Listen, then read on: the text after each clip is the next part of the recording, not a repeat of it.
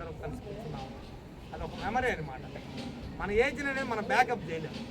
ఫోన్లో స్టోరేజ్ కూడా బ్యాకప్ చేసుకోవచ్చు కొన్ని. అవునా కదా? ఫొటోస్ మిస్ అయినట్టు మళ్ళీ తెప్పించుకోవడం, కానీ కొన్ని మాత్రం తిరిగి తీసుకురాలి. అది టైం మెయిన్, సమయం, కాలాన్ని వెనక్కి తీసుకొని రాలేదు.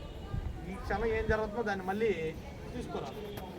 కాబట్టి కొన్నింటికి మనం ముఖ్యంగా హాజరవ్వాలి.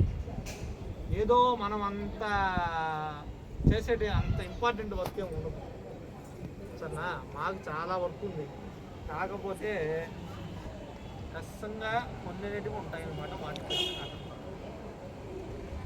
రేపు ఎవరు ఆప్షన్ పెట్టమాకండి.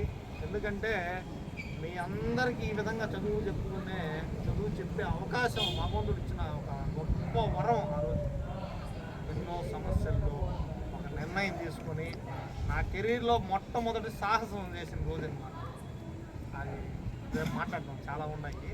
ఎందుకంటే మాటలు కొద్దిమంది షేర్ చేస్తుంటాను, కొద్దిమంది చేసుకొని ఈ విజేత ప్రస్థానం ఏ విధంగా మొదలయ్యింది అనేది రేపు మాట్లాడుతున్నాం. ఓకేనా? ఇవాళ రక్షాబంధన్ కాబట్టి దాని గురించి మనం